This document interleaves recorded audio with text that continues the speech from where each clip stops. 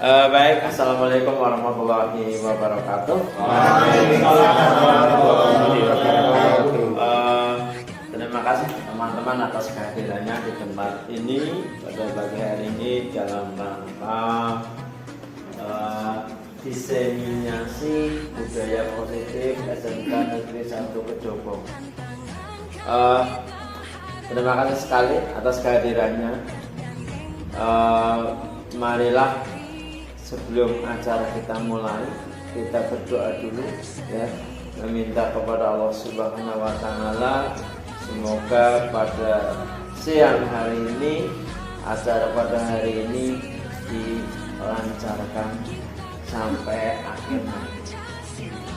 Berdoa mulai.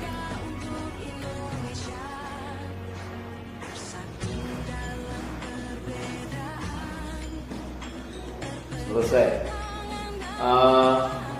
Baik, selanjutnya untuk diseminasi budaya positif SMK Negeri 1 Kejobong akan dibawakan oleh Ibu Arina Nur Iva Daniati SPD ya, dari guru apa Bu ya?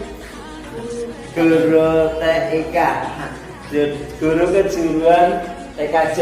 Semoga acara hari ini berjalan lancar. Baiklah, untuk menyingkat waktu kita mulai saja ya Bu ya. Acara pada hari ini saya persilahkan untuk Bu Arina untuk selanjutnya aksi nyata modul 1.4 budaya positifnya. Terima kasih. Assalamualaikum warahmatullahi wabarakatuh. Waalaikumsalam warahmatullahi wabarakatuh. Terima kasih Pak Juni atas kesempatannya. Sebelumnya, Assalamualaikum warahmatullahi wabarakatuh. Waalaikumsalam warahmatullahi wabarakatuh. Salam bahagia Bapak dan Ibu Guru SMK Negeri 1 Kejobong. Salam. Bagaimana kabarnya hari ini? Baik. Luar biasa. Saya juga luar biasa deg-degan. Ya, pada kesempatan kali ini izinkan saya untuk berbagi ilmu ya Bapak Ibu. Sebenarnya mungkin dari Bapak Ibu semua ada yang pernah mendapatkan ilmu terkait dengan budaya positif di sekolah, dan izinkan saya untuk hari ini menguatkan kembali atau menyampaikan kembali berbagi terkait dengan budaya positif, terutama restitusi, yaitu 5 posisi kontrol dan segitiga restitusi. Monggo Pak Raffi. Nah, seperti kita ketahui, tokoh pendidikan nasional Indonesia ya, kita kenal dengan Ki Hajar Dewantoro, dan ada juga pakar pendidikan yang lain yaitu Diana Gosen. Itu mengartikan disiplin itu suatu bentuk kontrol diri untuk mencapai tujuan yang mulia. Kontrol diri di sini itu yang seperti apa sih? Nah, itu yang perlu kita coba bahas di hari ini. Dan biasanya kalau kita melihat ya, kecenderungan di lingkungan kita itu disiplin, arti kata disiplin itu disalahartikan dalam arti cenderung suatu nilai atau suatu aturan yang dibuat oleh seseorang yang menyebabkan di sana ada ketidaknyamanan oleh orang lain yang mengikuti aturan itu. Nah, itu akan kita bahas lebih lanjut di pertemuan kali ini. Jadi apa sih maksud dari disiplin positif itu yang nantinya akan mewujudkan budaya positif di SMK Negeri 1 Kejobong ini khususnya ya Bapak Ibu, sehingga mencapai tujuan yang mulia. Nah, itu monggo Mas, next. Disiplin positif itu merupakan unsur utama dalam mewujudkan budaya positif yang dicita-citakan sekolah. Tentunya semua sekolah itu menghendaki adanya budaya positif yang ada di lingkungannya. Nah, tujuan dari disiplin positif itu menanamkan motivasi murid untuk menjadi orang yang mereka inginkan dan menghargai diri sendiri dengan nilai-nilai kebajikan yang mereka percaya. Jadi ternyata disiplin positif itu menanamkan motivasi internal, bukan malah terjadi atau adanya motivasi eksternal yang selama ini mungkin secara tidak sadar ada di lingkungan kita seperti itu. Monggo Mas Raffi. Nah, kita kenal nilai-nilai kebajikan ya Bapak Ibu. Nilai-nilai kebajikan itu sifat-sifat positif manusia yang merupakan tujuan mulia yang ingin dicapai setiap individu. Nilai-nilai tersebut bersifat universal dan lintas bahasa, suku, bangsa, agama maupun latar belakang. Nilai-nilai kebajikan ini kita kenal banyak ya Bapak Ibu. Ada apa saja nilai kebajikan? Ada apa saja ayo? Gotong royong, saling menghargai, apa lagi? Bertanggung jawab, toleransi, banyak disiplin juga. Nah, dan kasih sayang. Kita merujuk ke raport pendidikan kita ya. Di situ ada nilai-nilai kebajikan yang ternyata sedang digagas oleh tujuan pendidikan Indonesia kita, yang kita kenal dengan istilah profil pelajar Pancasila. Di sana ada nilai-nilai kebajikan. Ya. Nilai-nilainya apa saja masih ingat? Ada berapa ya? 6. Ya, ada 6. 1. Beriman, bertakwa kepada Tuhan Yang Maha Esa dan berakhlak. Beriman, bertakwa kepada Tuhan Yang Maha Esa dan berakhlak mulia. Yang kedua? Tadi sudah sini dulu. Bergotong royong. Yang ketiga? Berkebinekaan global. Yang keempat? Bernalar kritis. Tepat sekali Pak Juni. Yang kelima? Kreatif. Dan yang terakhir apa? Mandiri. Ya. Bapak Ibu luar biasa ya, masih ingat ke-6 dimensi profil pelajar Pancasila. Itu karakter-karakter yang harus kita tanamkan baik dalam diri kita sebagai pendidik maupun kita tuntun anak didik kita untuk bisa memiliki nilai-nilai karakter tersebut. Karena itu suatu nilai tujuan dari pendidikan kita, membentuk nilai-nilai kebajikan berdasarkan karakter profil pelajar Pancasila. Lanjut Mas Raffi. Saya menyampaikannya terlalu cepat? Cukup ya. Ki Hajar Dewantara menyatakan bahwa untuk mencapai kemerdekaan atau dalam konteks pendidikan saat ini, untuk menciptakan murid yang merdeka, kita saat ini sering digandang-gandang merdeka belajar, merdeka mengajar. Merdeka yang seperti apa? Apakah anak tidak diajar alias anak itu bebas belajar? Ataukah merdeka yang seperti apa sih? Nah, ternyata merdeka yang diciptakan sama Ki Hajar Dewantara itu yaitu bahwasanya pendidikan itu kita sebagai guru itu menuntun laku mereka yang mereka sudah punya kodrat nih dari bawaan lahir dan juga kodrat zamannya sekarang. Kita tugasnya apa? Menuntun agar mereka apa?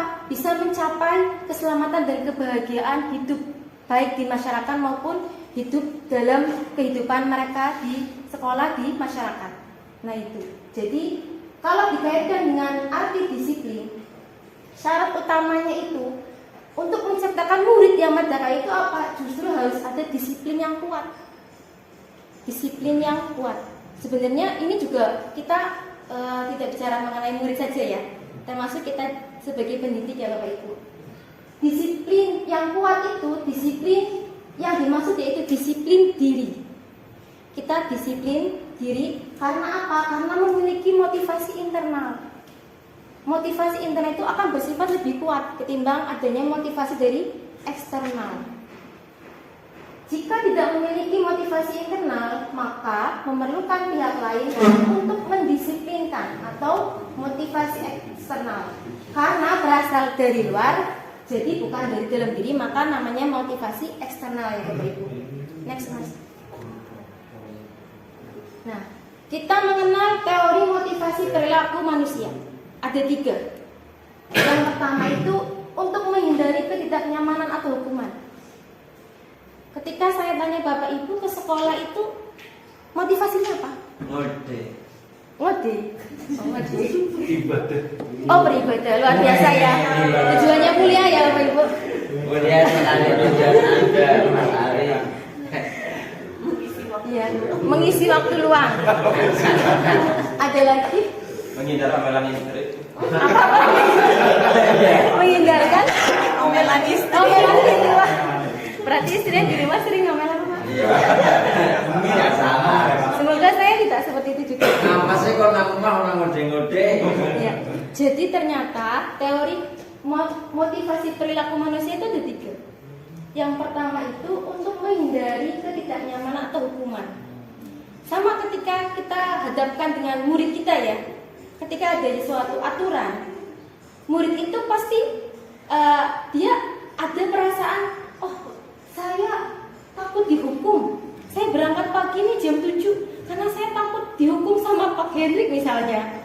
Di lapangan suruh lari dan sebagainya. Itu ternyata motivasinya berasal dari eksternal. Yang kedua, untuk mendapatkan imbalan dari orang lain. Ya, atau institusi. Misalnya nih, oh saya berangkat sekolah mengajar karena biar dapat gaji misalnya maksudnya. Iya. Duit. Berarti kan ada motivasi dari orang lain. Iya. Jadi kalau misalnya seperti itu, maka tidak akan kuat Bapak Ibu. Jadi ketika misalnya ternyata ada peraturan honornya dikurangi atau bagaimana, pastikan TPP-nya tidak dapat, ya kan, karena krisis misalnya. Lah itu kan nanti kan malah jadi pertanyaan. Aduh, saya mending ngode lah, mending ngurus ayam lah. Misal Pak jenis seperti itu ya. Nah itu berarti tidak ada motivasi internal dari dalam diri pribadi masing-masing. Begitu juga dengan murid kita Bapak Ibu. Untuk mendapat imbalan dari orang lain. Pernah nggak Bapak Ibu di kelas itu, siapa yang bisa menjawab pertanyaan saya? Nanti saya kasih coklat. Pernah? Nggak coklat. Apa Bu Asi? Nilai tambahan. Nah itu yang sering nilai tambahan ya. Karena kita kadang Ada duit. nilai tambahan. Dan orang duit yang ngode nilai. Ternyata itu bagian dari penghargaan ya. Ya imbalan, permen. Atau mungkin saya sendiri juga pernah melakukan hal itu, ngasih imbalan. Silakan yang bisa prakteknya cepat misalnya ya, karena kan prakteknya susah ya. Silakan yang bisa berhasil praktek dan menemukan troubleshooting, silakan saya kasih coklat. Saya pernah demikian. Dan ternyata itu suatu penghargaan ya. Itu tidak bisa tidak akan bertahan lama Bapak Ibu. Dan itu malah justru membuat ketergantungan. Akhirnya apa? Anak didik saya ketika ketemu Bu, coklatnya lagi ya Bu, besok lagi dong Bu, seperti itu. Iya, jadi akhirnya ketergantungan. Begitu juga dengan nilai ya. Akhirnya,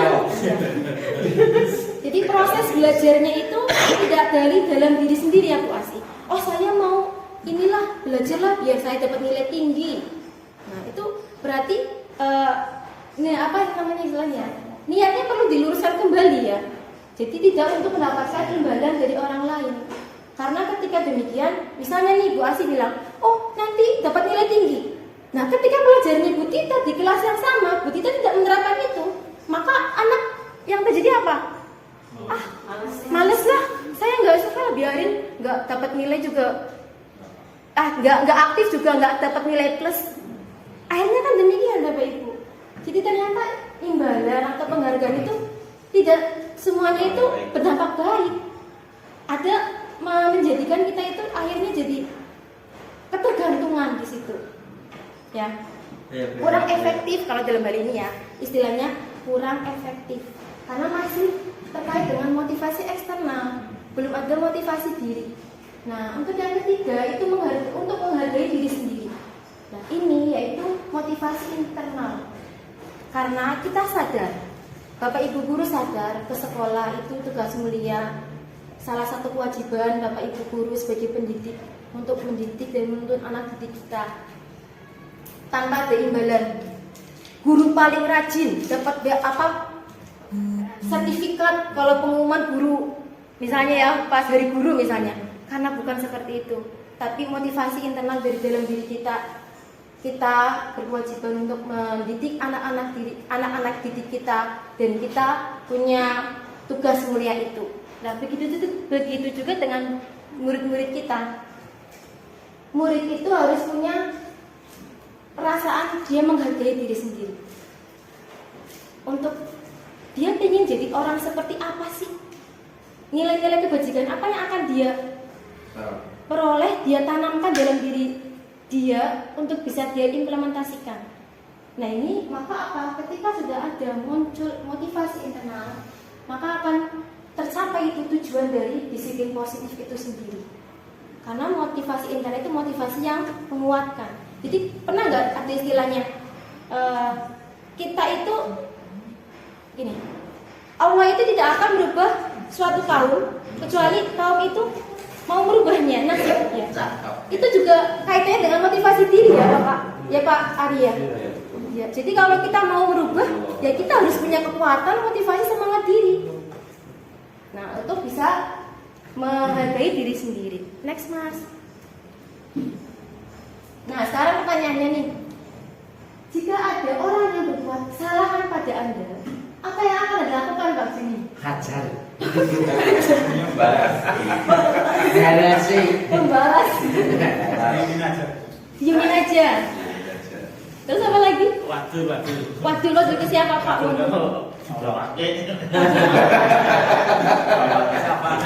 Ya, jadi kita itu kecenderungan kalau ada orang yang berbuat salah terhadap kita, mungkin ketika kita punya rasa sudahlah maaf baik ya, sangat baik sekali misalnya kayak Pak Juni kan orangnya sangat baik ya Bu Pak. Misalnya ya sudahlah maafkan saja. Kadang kan seperti itu ya Bapak Ibu. Atau mungkin tadi justru Pak Juni ternyata bilang hajar, berarti kan memberi hukuman ya Bapak Ibu. Nah ketika memberi hukuman seperti itu fokusnya bukan lagi ke kita mencari solusi permasalahan ya, malah justru menambah masalah selanjutnya. Nah jadi kita harus bagaimana nih ketika ada murid kita melakukan kesalahan yang dalam hal ini melanggar aturan sekolah, kita harus bagaimana sikapnya? Nah, kita fokus pada solusi untuk murid itu bisa memecahkan masalahnya sendiri. Bukan kita yang memutuskan, tapi murid itu kita tuntun biar dia itu bisa mengetahui, oh saya salah ternyata, oh saya berbuat demikian. Ternyata salah, lantas saya harus bagaimana? Lah itu murid itu menemukan solusi dari permasalahan itu, tugas kita menuntunnya. Lanjut Mas. Nah ini ada beberapa nih. Ketika murid melakukan kesalahan, tindakan mana yang akan dilakukan? Beberapa tindakan. Yang pertama, menunjukkan kesalahannya dengan memintanya melihat kesalahannya dengan baik-baik. Kamu salah loh Pak Juni, kamu telah bolos sekolah, misalnya Bu As ya, misalnya ya, Bu Asi, kamu salah loh Bu, kemarin itu Bu Asi tidak bisa bekerja dengan baik ketika diskusi misalnya. Atau yang kedua nih, mengatakan kamu seharusnya tahu bagaimana kamu seharusnya bertindak. Yang ketiga, mengingatkan murid akan kesalahannya yang sama di waktu sebelumnya. Pak Wondo, kok di telat terus? Pak Wondo tuh gimana? Apa demikian apa Ibu? Iya. Oh iya. Nah nanti akan kita lihat nih, kita ada di posisi kontrol yang mana nih? Dalam memposisikan sebagai seorang guru mengatasi permasalahan murid kita. Yang keempat, bertanya kepadanya, kenapa kamu melakukan sesuatu yang seharusnya kamu tidak lakukan? Yang terakhir, mengkritik dan mendiamkannya. Saking seringnya bolos, akhirnya apa? Benzin Mbak. Dikritik, ketika dikritik panjang kali lebar, terus didiamkan. Ketika esok harinya lagi melakukan kesalahan ya, misalnya Pak Buhori, siswanya dia yang salah nih. Dia ikut praktek ya, asik mainan HP, dikritik tuh, diomehi, dibilangin dari A sampai Z. Esokan lagi kayak gitu lagi, tapi karena Pak Buhori sudah capek, udahlah, akhirnya didiamkan. Apakah seperti itu Bapak Ibu? Tidak. Lantas seperti apa? Next Mas. Nah, bagaimana sebaiknya respon kita bila ada murid yang melakukan kesalahan? Ada yang punya pendapat dulu sebelum saya jawab pertanyaan? Nanti dulu video. Nanti dulu ya. Iya. Bu, Iya. itu kayak tadi poin saya itu, jadi apa namanya, menunjukkan kesalahannya, kemudian suruh berpikir kira-kira kesalahannya itu iya ya, mungkin yang dilakukan salah itu dan terus perbaikannya bagaimana, karena jadi menemukan kesalahannya. Iya. Iya. Terima kasih pendapatnya Pak Buhari luar biasa ya. Jadi bagaimana sebaiknya respon kita bila ada murid yang melakukan kesalahan? Kita perlu tabayun ya istilahnya ya. Kita tabayun dulu, menanyakan kesalahannya apa. Kamu kerasa nggak kamu melakukan kesalahan gitu? Kita tanya, kita ajak mereka berdialog, biar mereka bisa menemukan suatu nilai kalau oh ternyata saya salah, yang saya lakukan itu ternyata salah, merugikan orang lain. Lantas perlakuan atau perilaku yang bagaimana yang harus saya perbaiki, dan bagaimana untuk kedepannya ketika saya melakukan hal yang sama, itu perlu adanya komunikasi terlebih dahulu. Jadi bukan dari satu belah pihak nih, bu guru atau pak guru yang misalnya kamu salah, ya udah kamu berdiri di depan karena kamu sudah terlambat datang di sekolah, karena kamu sudah terlambat masuk ke kelas saya, kamu berdiri di depan sampai pelajarannya selesai. Bukan seperti itu ya Bapak, Ibu. Next Mas. Sesuai dengan implementasi pemikiran Ki Hajar Dewantoro, yaitu pendidikan yang berpihak pada murid. Kita mengetahui kebutuhan mereka, kita mencoba untuk memenuhi kebutuhan mereka. Maka dalam penerapan disiplin di kelas atau sekolah juga harus berpusat pada murid, memerdekakan dan memandirikan murid. Nah, pertanyaannya sejauh ini, apakah penerapan disiplin positif kita di kelas utamanya atau di sekolah sudah sesuai dengan memerdekakan dan memandirikan murid? Kita jawab dalam hati masing-masing ya Bapak Ibu. Tentunya di sini peran kita sebagai guru itu sangat berpengaruh. Nanti kita akan belajar mengenai 5 posisi kontrol, dan posisi yang berpengaruh itu posisi mana saja sih yang harus kita terapkan dan posisi mana yang perlu kita hindari terkait dengan perlakuan kita terhadap murid-murid kita. Next Mas. Nah, kita kenal dengan istilah restitusi. Ada yang pernah mendengar kata restitusi sebelumnya?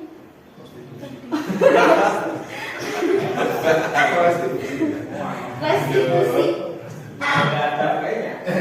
Ada yang pernah mendengar sebelumnya restitusi? Atau mungkin di pertemuan sebelumnya ada yang berbagi praktek baik terus di situ menyampaikan mengenai restitusi. Nah, ternyata restitusi ini salah satu proses pendekatan disiplin positif yang bisa kita terapkan kaitannya ketika murid kita melakukan kesalahan terkait dengan peraturan yang ada di sekolah. Nah, di sini restitusi merupakan proses menciptakan kondisi bagi murid untuk memperbaiki kesalahan mereka, sehingga mereka bisa kembali pada kelompok mereka dengan karakter yang lebih kuat.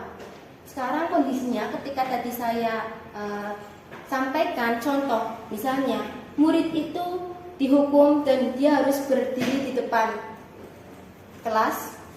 Nah, itu apa yang akan terjadi pada murid itu, Bapak Ibu guru? Kira-kira malu, iya betul sekali, malu. Terus apa lagi? Dendam. Nah, ini dendam. Murid itu bisa dendam karena perlakuan dari guru yang mungkin kurang tepat di situ dalam menangani kesalahan murid. Dia merasa malu berada di depan kelas, dan dia akhirnya punya rasa dendam terhadap guru yang bersangkutan. Itu bahayanya ketika kita salah dalam memperlakukan peserta didik kita. Saya pernah melihat sebuah film ya, luar negeri. Ada seorang keluarga, ibu-ibu di situ, diteror sama seseorang laki-laki. Dan ternyata orang laki-laki itu mantan muridnya yang pernah diperlakukan tidak baik oleh guru itu. Dewasanya masih punya dendam. Akhirnya dia berbuat tidak baik terhadap keluarga itu, gurunya itu, atas perlakuan gurunya di masa lampau. Sampai segitunya ya Bapak Ibu. Nah, next Mas. Restitusi juga merupakan proses kolaborasi yang mengajarkan murid untuk mencari solusi atas masalah mereka dan membantu murid untuk berpikir ingin menjadi orang seperti apa. Ini tujuan yang mulia. Jadi kita tanya sama murid nih, dalam proses itu kita tanya, kamu janjiannya ini nilai-nilai keyakinanmu apa sih yang sudah kamu tanamkan dalam diri? Kamu pengen jadi orang seperti apa? Nah, jadi mereka akan berpikir bagaimana mereka memperlakukan orang lain. Mencari solusi, proses kolaborasi. Ketika kita kenal hukuman, konsekuensi aturan ya. Aturan itu kan dibuat ya. Aturan dibuat. Itu kan oleh satu orang pihak kan. Nah, ketika restitusi ini kita mencoba untuk adanya kolaborasi. Dengan apa? Dengan murid. Kita bertanya. Kan sebelum adanya restitusi ini tentu ada proses sebelumnya, yaitu membuat keyakinan kelas. Makanya keyakinan kelas itu di awal proses belajar itu penting. Bagaimana kita menanam keyakinan-keyakinan, nilai-nilai keyakinan dalam kelas itu yang disepakati bersama. Dan harapannya itu menjadi nilai yang akan mereka terapkan, implementasikan. Ketika kita menanyakan kembali nilai itu, mereka bersedia menerima konsekuensinya karena mereka sudah ada kesepakatan dengan kita sebelumnya. Jadi bukan berarti ketika restitusi terus nggak ada konsekuensi yang didapatkan dari orang itu ya atau murid kita. Tapi bagaimana kita sebelum ke restitusi ini kita adanya kolaborasi dengan murid, kita menerapkan keyakinan kelas terlebih dahulu. Jadi restitusi itu merupakan proses kolaborasi yang mengajarkan murid untuk mencari solusi. Jadi murid itu kita tuntun nih. Kita tuntun bagaimana murid itu bisa memahami dari perlakuan yang dia lakukan dan memahami kesalahannya dan bersedia untuk mencari solusi dari permasalahan yang dibuat. Di sini melatih tanggung jawab Bapak Ibu, melatih tanggung jawab peserta didik kita. Mau tidak mau dia akan bertanggung jawab terhadap apa yang dia lakukan dengan tidak menyakiti, tidak membuat malu, tidak menghukum dan sebagainya. Ayo lanjut next Mas. Proses restitusi yang efektif harus didasarkan pada dialog refleksi dan berpartisipasi aktif murid. Saya ulangi ya. Proses restitusi yang efektif harus didasarkan pada dialog, refleksi dan partisipasi aktif murid. Dengan demikian, murid dapat mengembangkan kesadaran diri, empati, dan keterampilan problem solving yang bermanfaat bagi masa depan mereka. Kita mengenal istilahnya pengalaman itu adalah guru yang berharga. Ya tidak Bapak Ibu? Iya. Ya. Ketika murid kita itu bisa mendapatkan pengalaman dari apa yang mereka, kesalahan yang mereka perbuat, itu maka mereka akan membekas dalam diri, dan itu problem solvingnya atau pemecahan masalahnya yang dilakukan murid itu akan membekas dan tentunya akan menyebabkan karakter mereka lebih kuat lagi di masa yang akan datang. Jadi kesadaran diri. Ya. Kalau kita melihat restitusi ini, kita akan merasa oh iya ternyata memang selama ini hukuman ataupun mungkin penghargaan itu kurang tepat. Kita perlu menerapkan yang namanya restitusi ini untuk bisa mengembalikan murid kepada jati diri mereka dan menuntun murid memahami atau menerapkan nilai-nilai kebajikan yang telah disepakati. Next Mas. Tujuan restitusi tadi setelah saya singgung ya, menumbuhkan tanggung jawab dan kesadaran murid atas perilakunya. Nah, peran guru itu sebagai fasilitator, bukan yang menetapkan aturan ya, tapi bukannya menetapkan suatu konsekuensi, suatu misalnya kamu salah, kamu harus seperti ini, bukan. Tapi kita sebagai fasilitator, bukan pengendali. Guru harus membimbing murid untuk memahami konsekuensi perilakunya. Kita bimbing murid kita untuk memahami konsekuensi atas perilaku yang telah mereka lakukan, mengeksplorasi pilihan yang tersedia dan keputusan yang bertanggung jawab. Next Mas. Nah, ini ada 10 ciri-ciri restitusi. Yang pertama, belajar dari kesalahan, bukan menebus kesalahan. Jadi restitusi itu kita mengajak murid untuk murid kita itu belajar dari kesalahan yang mereka perbuat. Beda dengan hukuman. Kalau hukuman itu menebus kesalahan. Impas, dihukum, kamu terlambat, kamu berdiri, kamu lari, udah impas, selesai saat itu. Dampaknya apa? Identitas murid bisa gagal. Murid punya rasa dendam dan sebagainya, malu, dendam. Nah, tapi dengan restitusi kita belajar dari kesalahan. Kita tanya murid terlebih dahulu. Sesuatu yang positif atau negatif, semua punya tujuan. Ya tidak Bapak Ibu? Betul, semua tindakan, baik itu positif atau negatif, baik atau buruk, pasti ada tujuan. Nah, dalam hal ini, restitusi itu belajar dari kesalahan, bukan menebus kesalahan. Yang kedua, memperbaiki hubungan. Jadi restitusi itu memperbaiki hubungan. Misalnya nih, kayak ada misalnya ada permasalahan dua siswa, ya. Dua siswa itu, misalnya satu itu dia mengambil barang milik orang lain. Nah, di situ kalau kita melakukan proses restitusi, maka di situ ada perbaikan hubungan antara kedua tadi, korban dan pelaku. Jadi korban itu bisa dengan menerapkan nilai-nilai keyakinannya, menerima dari kesalahan yang diperbuat oleh pelaku, dan pelaku pun bisa bertanggung jawab atas kesalahannya. Di sini adanya perbaikan hubungan. Yang kedua, menawarkan bukan paksaan. Jadi di situ ada proses tawaran nih Bapak Ibu dalam restitusi, karena proses kolaborasi, diskusi kita terhadap murid kita yang melakukan kesalahan, bukan sebuah paksaan. Kalau misalnya beda ya, kalau konsekuensi kan paksaan ya. Konsekuensinya seperti ini misalnya, kalau tidak terlambat itu berdiri di depan lapangan misalnya, atau nyapu halaman dulu. Nah itu kan konsekuensinya ya. Nah berarti menawarkan.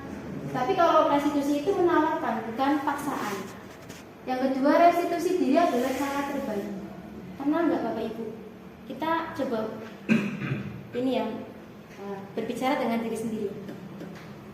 Kita seringkali mengomentari orang lain tanpa kita komentar terhadap diri sendiri. Pernah nggak seperti itu? Pernah? Pernah. Ternyata dalam restitusi ini, restitusi diri itu adalah cara terbaik. Bagaimana kita harus bisa berkomentar terhadap diri kita sendiri. Iki loh, kamu loh, kok kamu malah males? Kamu kan tugas kamu sebagai pembelajar atau murid kan kamu harus semangat dalam belajar. Kok kamu malah males? Kita bicara dengan diri sendiri. Kita berkomentar dengan diri sendiri ya Bapak Ibu. Bukan berkomentar atau komentar terhadap perilaku orang lain. Nah, yang kelima, menuntun untuk melihat ke dalam diri. Ketika mungkin kita lihat murid-murid kita nakal ataupun melanggar aturan, kita perlu menuntunnya, menuntun perilaku-perilaku itu. Karena apa?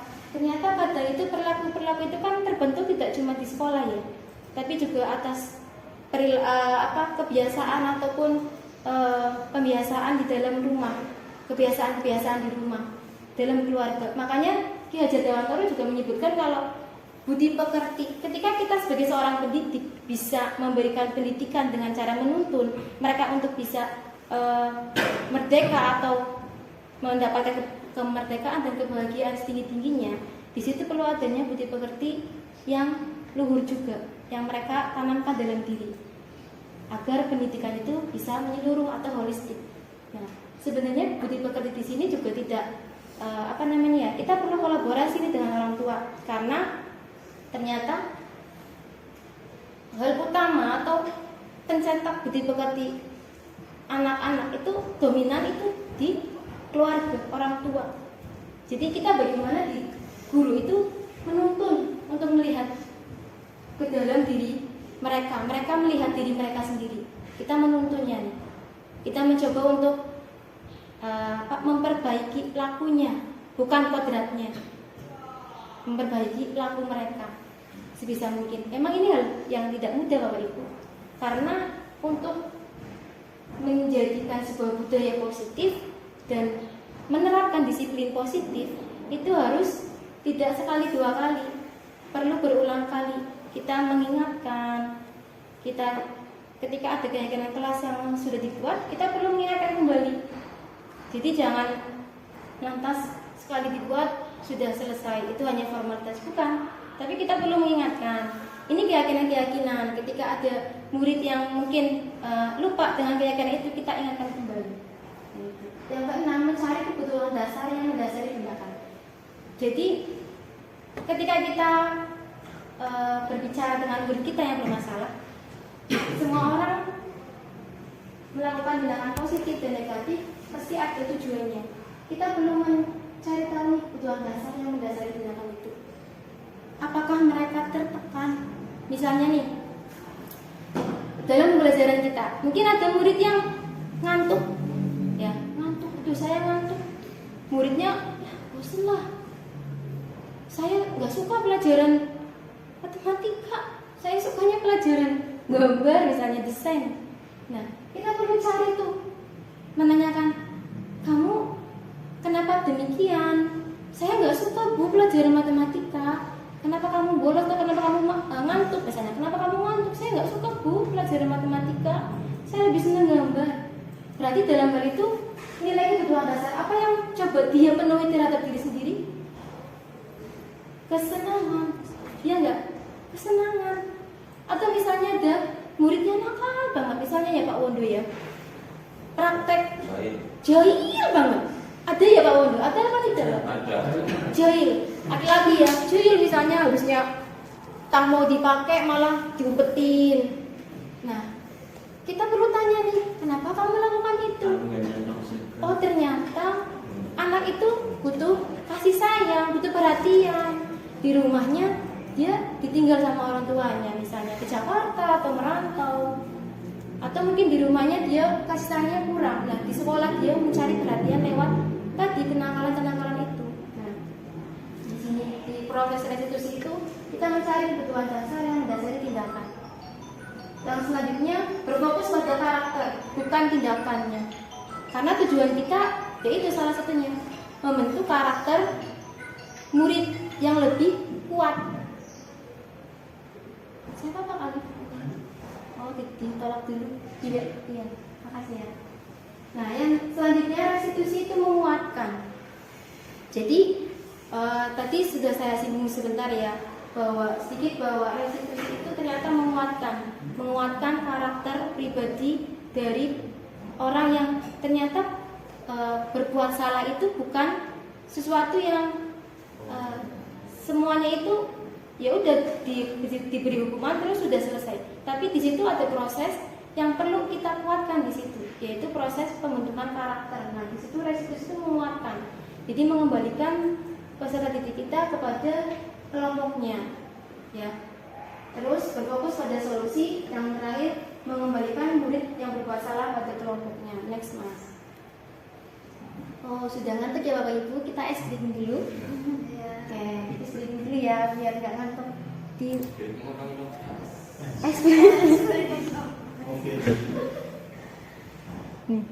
nih tebak gambar. Yes. Di suaranya di ini. Oke, kita tebak gambar dulu ya. Back. Oke. Ya tebak gambar Bapak Ibu. Belum.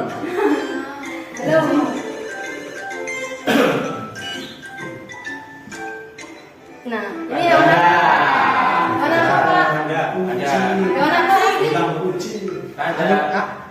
Anu asal ora, anu bener ora.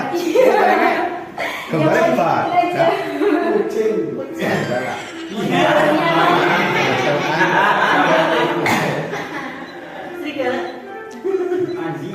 Warna apa ini?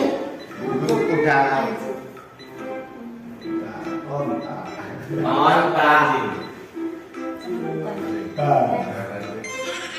Ojek. Mau perhatian nih, Gek. Tuh, warna apa itu? Kucing. Tikus. Kucing apa tikus? Bedak. Bedak. Bedak. 3, 2, 1. Apa ini? Bunglon ya. Hewan apa ini? Gagak. Ini biar nggak ngantuk ya Bapak Ibu. Ya.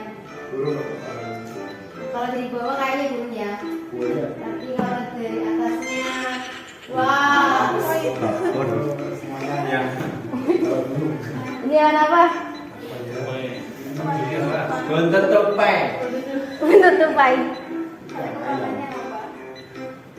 Kepalanya apa ini? Kepala kambing. Apa sih? Monyet. Iya. Ini apa? Kayak gorila ya? Kayak gorila ya. Apa sih ya Pak Ali?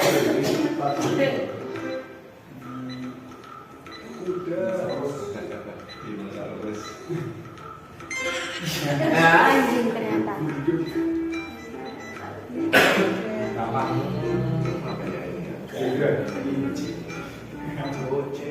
Oh kucing lagi. Waduh ya.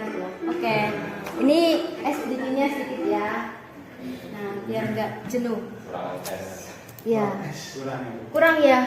Kurang es. Nah, kita lanjut ya Bapak Ibu.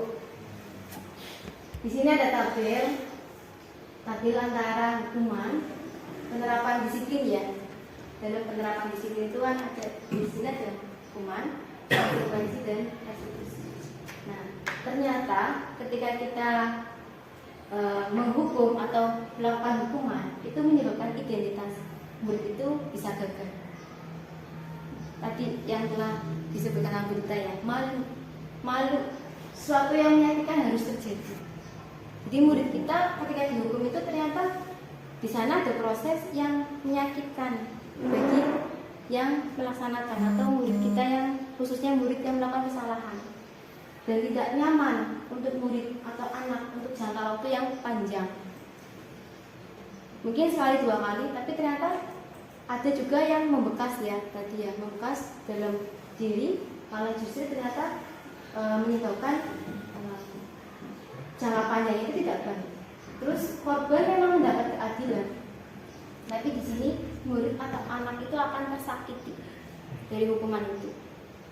Dan kalau kita bedakan dengan konsekuensi, itu sesuatu itu harus terjadi.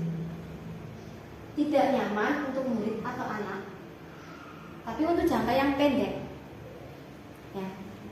Korban bisa diabaikan, murid atau anak masih dibuat tidak nyaman.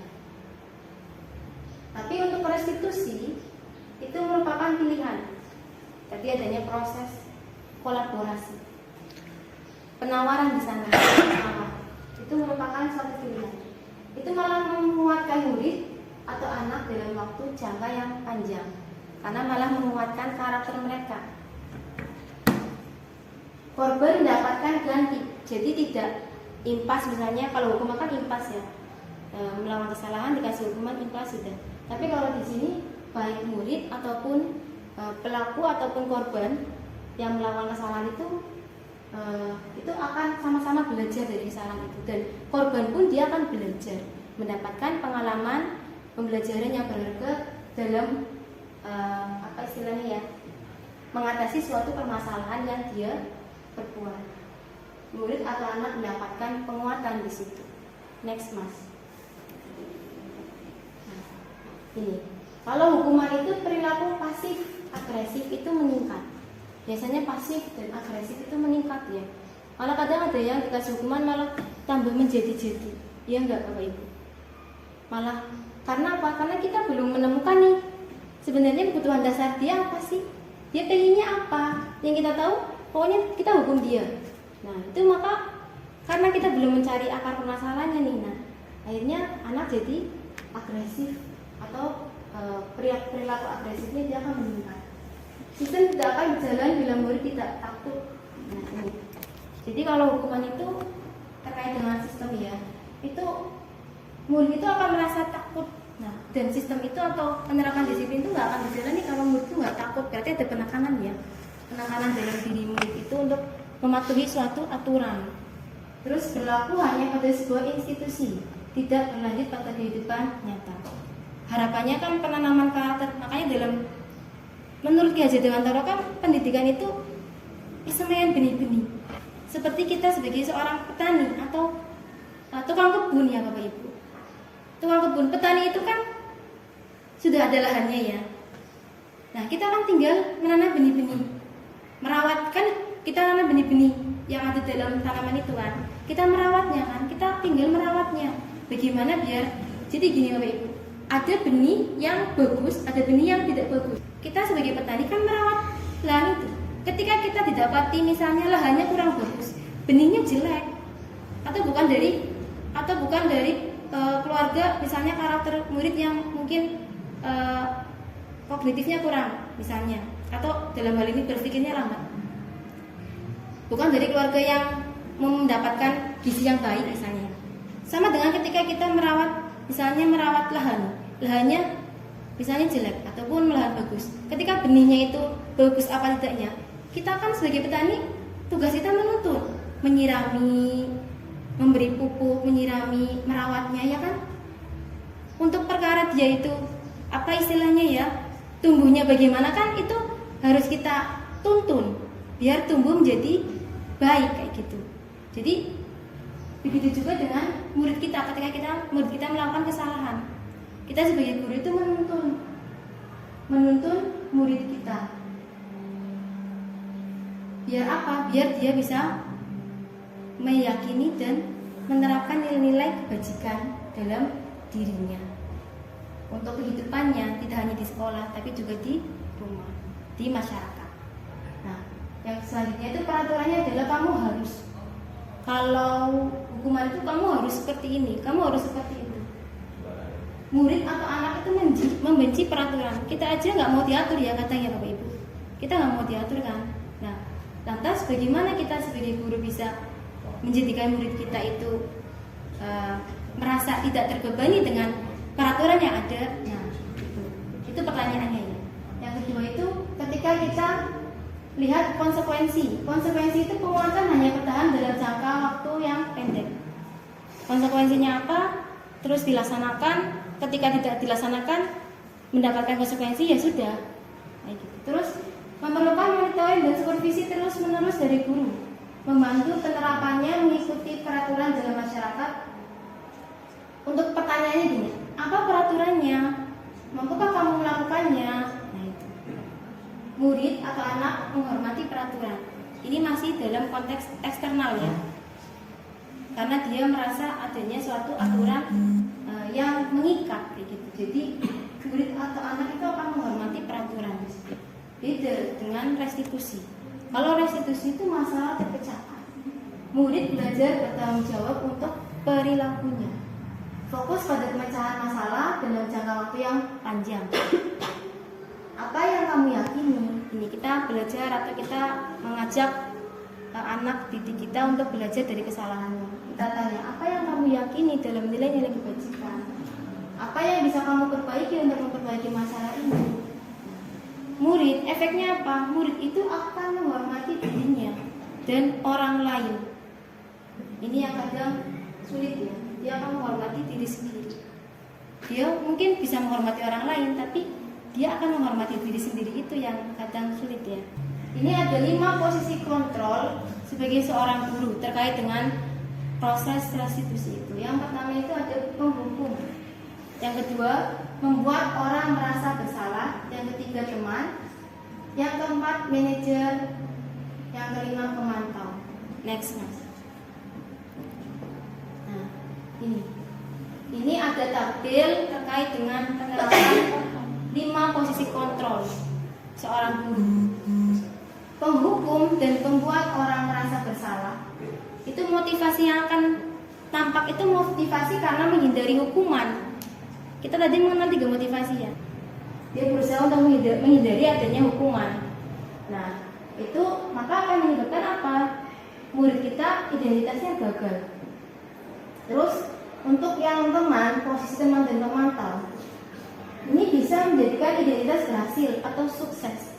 Tapi untuk motivasinya itu masih berasal dari kontrol dari luar atau eksternal. Karena balik lagi, dia belum adanya motivasi internal. Masih ada sesuatu yang mendasari murid itu melakukan hal tersebut seperti mengharap imbalan atau ketergantungan pada orang lain. Ini kaitannya dengan posisi teman dan pemantau. Nah, posisi yang terakhir, monggo Pak Mondo. Untuk posisi terakhir itu manajer.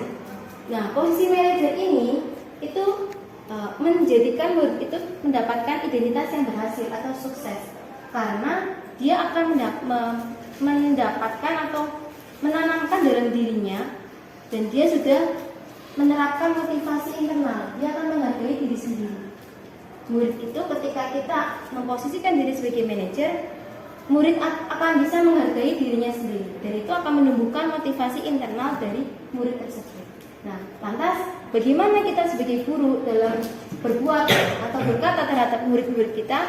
Kalau kita menilik dari menghukum, biasanya penghukum itu cenderung ke intonasinya tinggi ya, atau lebih ke kekerasan fisik bisa di sana, verbal. Nah, guru berbuat apa? Dia menghati, menunjuk-nunjuk, menyakiti, menyindir. Dalam perkataannya seperti ini contohnya. Kalau kamu tidak melakukannya, awas ya, rasakan. Nadanya tinggi, menghardik, menghukum. Hasilnya apa? Murid kita akan berontak, menyalahkan orang lain, dan bahkan berbohong. Karena dia nggak mau dihukum, akhirnya dia malah menjadi pembohong. Ya, melimpahkan kesalahannya ke orang lain. Nah, terus kaitannya dengan dunia berkualitas, murid akan meletakkan guru di luar dunia berkualitas. Perlu kita sadari ya Bapak Ibu. Pernah nggak kita punya memori yang sangat dalam terhadap proses pembelajaran kita sebagai murid dulu? Pernah nggak? Pernah nggak kita berpikir atau kita masih ingat dengan sosok guru-guru kita, mungkin di tingkat SD, SMP atau SMK yang pernah mengajar kita? Kita punya kenangan yang sangat spesial. Sebagian. Oh, mana Dewan Penghapus. Iya. Nah, malah ini ya, malah pernah dilempar penghapus, jadi akhirnya ingat terus ya. Tapi dendam nggak Pak kemarin? Enggak, Pak. Kalau biasanya enggak. Kalau tangan itu malah digitik, pakai itu kan aku boleh macam-macam. Enggak ada. Iya. Ya mungkin ini ya, kita ya betul. Karena orang paling sangat itu malah guru ngaji, dia dilempar pakai corong itu kan ada. Dulu kan belum ada listrik ya. Makanya saya dilempar pakai itu dan pada panas ya. Guluan itu saking mungkin ya kesuh itu. Ambil dilempar dan pecah ya teman-teman nih. Tapi ya enggak ada dendam. Iya. Kenapa ya? Kenapa ya? Mungkin dasar orangnya mungkin. Iya. Atau mungkin gini, kita seperti yang ya Jadwantoro katakan ya, bahwasanya kita itu menuntun murid-murid kita, pendidikan itu berdasarkan zamannya. Ada zamannya, ada lingkungannya. Jadi mungkin zaman dulu kita masih apa ya? Katakanlah mindset kita, oh kita malas sama guru gitu ya. Jadi diperlakukan seperti itu juga tidak masalah. Tapi coba kita lihat sekarang, ketika murid kita diperlakukan seperti itu, apakah efeknya sama dengan kita dulu, yaitu menerima dan sadar? Lapor, iya, yang ada malah lapor ya, lapor grup. Jadi viral. Mungkin itu juga sumber dari keluarga ya, karena keluarga terlalu memanja kayak mungkin. Ya itu bisa jadi. Makanya ketika ada suatu permasalahan, tadi balik lagi kita perlu mencari tahu dia kebutuhan dasarnya apa sih, kenapa dia seperti itu. Nah itu. Jadi memang di zaman sekarang kita mendidik anak itu gampang-gampang susah ya. Bahkan saya sendiri ketika katakanlah menjadi murid kok saya nurut, anteng gitu, semangat dalam belajar. Tapi kok sekarang justru ketika ada teknologi yang memudahkan kita malah menjadikan murid-murid kita itu pemalas, lebih senang bermain game, memanfaatkan belum bisa memanfaatkan teknologi dengan maksimal dalam pembelajaran. Nah ini terus yang hasilnya apa? Tadi ya sudah memberontak, menyalahkan orang lain. Terus kaitan dengan dunia berkualitas, murid meletakkan guru di luar dunia berkualitas. Murid berkata, biarkan saja, nanti juga marah-marah lagi. Nah itu yang sering kadang kita dengar ya, lah biasa li guru kaya, biasa li pak guru senengnya marah-marah, wali diam sendiri. Baik. Nah Dampaknya apa sih? Yaitu akhirnya murid apa? Dia akan terus melakukan kesalahan. Ketika kita omehi ya, kata masuk telinga kanan, keluar telinga kiri. Iya. Dia akan terus mengulangi kesalahan. Nah, kalau misalnya kita memposisikan diri sebagai pembuat orang merasa bersalah, ini biasanya nadanya lebih mellow nih, ya. Jadi kita itu di sini itu misalnya memposisikan diri sebagai pembuat orang merasa bersalah, ini identik dengan guru berbuat ceramah. Dia mengatakan sering nasihati gitu. Misalnya mengatakannya seharusnya seperti ini loh mas, kok kamu malah melakukannya frontal seperti itu sih gitu. Ibu kecewa loh sama kamu melakukan kesalahan itu malah menjadikan kelas kita jadi buruk di mata kelas yang lain misalnya. Dan guru juga akan berkata, seharusnya kamu sudah tahu, ibu lelah sekali mengatakannya, ibu stres. Jadi seakan-akan di sini tuh guru itu menjadikan murid itu yang melakukan kesalahan itu merasa bersalah atas kesalahan yang diperbuatnya. Hasilnya apa? Menyembunyikan, menyangkal, dan berbohong. Dalam kaitan dengan dunia berkualitas juga murid meletakkan guru dalam dunia berkualitas. Nah, murid berkata apa? Maafkan saya ya bu, maafkan saya telah melakukan hal itu, maafkan saya ya pak. Tapi ternyata itu berdampak loh bapak ibu. Murid jadi rendah diri. Dampaknya dia merasa rendah diri karena tadi merasa bersalah atas apa yang dilakukannya. Nah, kita melihat posisi teman. Ketika kita posisi teman, mungkin kita terkadang saya tidak sadar juga berlaku di posisi teman ya. Berkata santai dan juga adanya persuasif di situ, membujuk dan sebagainya. Nah, guru berbuat apa? Untuk posisi teman membuat alasan-alasan untuk muridnya. Dalam perkataannya begini, ayolah lakukan diri ibu. Masa kamu tidak mau? Ingat tidak, ibu pernah bantu kamu. Nah, jadi di sini masih ada embel-embelnya ya. Hasilnya apa? Ketergantungan. Ketergantungan ini bisa positif Bapak Ibu, bisa juga negatif. Yang positif apa? Positif itu ketika ada kedekatan antara guru dan murid, ya. Jadi kita juga komunikasinya enak dengan murid. Tapi ternyata ada negatifnya. Negatifnya apa? Yaitu tadi ketergantungan. Murid merasa kecewa ketika misalnya kita biasa memposisikan diri sebagai teman. Ayolah lakukan demi ibu. Masa kamu tidak mau?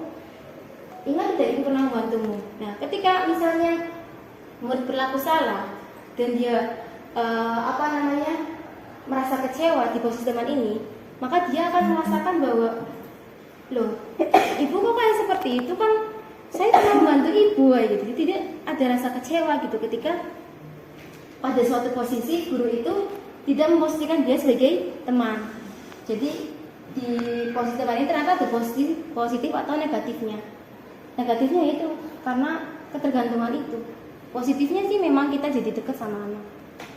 Terus yang kaitan dengan dunia berkualitas, murid meletakkan guru di sebagian orang yang sangat penting di dunia berkualitas. Murid berkata, saya pikir bapak atau ibu teman saya. Ternyata begitu. Ini responnya ketika murid itu merasa sudah ada rasa kecewa di situ. Saya pikir bapak atau ibu teman saya. Ternyata begitu. Nah, itu ada sisi negatifnya ketika kita memposisikan diri sebagai teman. Dampaknya apa? Lemah. Jadi murid tidak mandiri karena terbiasa. Misalnya Bu Asih kan baik sekali, sering bantuin saya misalnya. Jadi saya melakukan kesalahan ini juga nggak apa-apa gitu. Tapi ternyata ketika responnya berbeda, malah dia akan merasa kecewa karena ketergantungan tadi. Terus pemantau. Kalau pemantau ini berdasarkan aturan yang ada nih Bapak Ibu. Jadi misalnya di sekolah ada peraturan ya, tata tertib sekolah. Nah, maka guru mengacu ke aturan-aturan itu dalam mendisiplinkan anak. Jadi guru berbuat apa? Dia akan menghitung dan mengukur. Perkataannya, ayo apa aturannya? Ingat nggak tata tertib kelas kita? Ingat nggak kalau berangkat sekolah tidak boleh terlambat, harus tepat waktu. Nah, itu ada dasar-dasarnya. Dasar-dasar ketika seorang guru mengatasi problematika dari seorang murid yang sedang bermasalah. Nah, hasilnya apa? Menyesuaikan diri. Menyesuaikan diri bila diawasi. Jadi kalau nggak diawasi ya sudah, gitu. Karena nggak ada yang dipantau. Terus kaitan dengan murid yang berkualitas, murid meletakkan guru, peraturan dan hukum di dunia berkualitas. Murid berkata, berapa banyak bintang yang saya harus peroleh, berapa halaman yang harus saya tulis. Nah, ini biasanya kaitannya dengan kita ya, misalnya, oh silakan nanti kalau misalnya kalian mengerjakannya tepat waktu, saya kasih bintang ya, reward bintang gitu. Atau misal tadi nilainya ditambahin, nah kayak gitu. Itu juga bisa salah satunya ini. Berapa banyak bintang yang saya harus peroleh? Terus dampak pada murid apa? Dia akan menitik beratkan pada konsekuensi atau hadiah untuk dirinya. Jadi ini juga masuk dalam motivasi eksternal, karena murid tadi dia akan menitik beratkan pada konsekuensi atau hadiah. Masih ada embel-embelnya. Nah, ketika kita memposisikan diri sebagai manajer, maka apa yang dilakukan guru yaitu mengajukan pertanyaan. Makanya dalam namanya restitusi itu ada istilahnya proses diskusi di sana. Dan guru berkata apa? Apa yang kita yakini, apa yang bisa kau kerjakan untuk memperbaiki masalah ini, hasilnya menguatkan pribadi murid itu, karena dia akan diajak bertanggung jawab untuk mengatasi permasalahannya. Guru hanya menuntun. Nah, kaitan dengan dunia berkualitas, murid meletakkan dirinya sebagai individu yang positif dalam dunia berkualitas. Murid berkata, bagaimana caranya saya bisa memperbaiki keadaan? Dia akan diajak bernalar kritis nih dalam problem solving. Dampaknya apa? Murid bisa mengevaluasi diri dan mengetahui bagaimana cara memperbaiki diri. Next, Mas. Nah, sekarang ada pernyataan nih di sini. Saya tanya yang pertama ya. Ini kaitannya dengan 5 posisi kontrol tadi. Kalau misalnya ada pertanyaan ini, saya kecewa sekali dengan kamu. Kira-kira posisi kontrolnya apa? Membuat merasa bersalah.